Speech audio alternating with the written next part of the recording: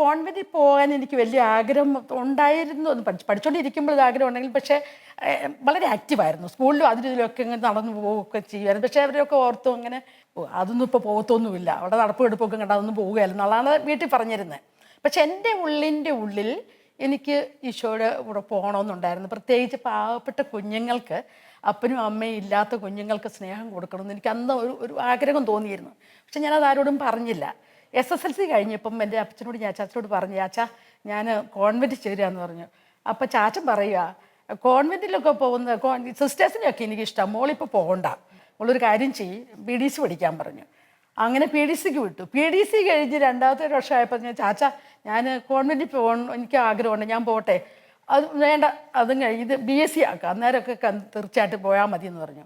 അപ്പോൾ അങ്ങനെ പറഞ്ഞപ്പോൾ എനിക്ക് പോകണമെന്ന് വളരെ ഭയങ്കര ത്രില്ലായിരുന്നു. എങ്ങനെയും പോയി ഈശോയുടെ കൂടെ പോകണം, ഈ പാവങ്ങളെയൊക്കെ നോക്കണം, സ്നേഹം കൊടുക്കണം, ഇങ്ങനെയൊക്കെ ഒരു ആഗ്രഹം തോന്നി. അങ്ങനെ പറഞ്ഞു കഴിഞ്ഞപ്പോഴത്തേക്ക് ഇവരൊന്നും അനങ്ങുന്നില്ല, ചാച്ചനും അനങ്ങുന്നില്ല, അമ്മച്ചി അനങ്ങുന്നില്ല. ഞാൻ തന്നെ ഒരു ഡേറ്റ് ഒന്ന് തീരുമാനിച്ചു. ഞാൻ പറഞ്ഞാലും ഒളിച്ചു പോവേ, അല്ല ഞാൻ കൂടി പൊക്കളയെന്ന് പറഞ്ഞു. അപ്പോൾ അമ്മച്ചിക്ക് ഇച്ചിരി പേടിയായി, ഇനി എങ്ങാനും പൊക്കളഞ്ഞെങ്കിലോ എന്ന് ഓർത്ത്. എങ്ങോട്ടോ കോൺവെൻറ്റിലേക്കാണ് ഒളിച്ചോടുന്നത്.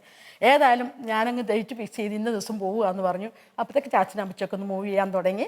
അങ്ങനെ ഞാൻ അനിത്യം കൊണ്ടുപോയി വികാരിച്ചൻ്റെ അടുത്ത് പോയി സർട്ടിഫിക്കറ്റൊക്കെ വാങ്ങിച്ച് ഇന്ന ഡേറ്റിൽ കലണ്ടർ നോക്കിയേച്ച് ഞാൻ പറഞ്ഞു, ഇന്ന ഡേറ്റിൽ ഞാൻ പോവുക, റിസൾട്ടായിട്ടില്ല, 18 വയസ്സ് തികഞ്ഞിട്ടില്ല, പക്ഷെ ഞാൻ പോവുകയെന്ന് പറഞ്ഞു.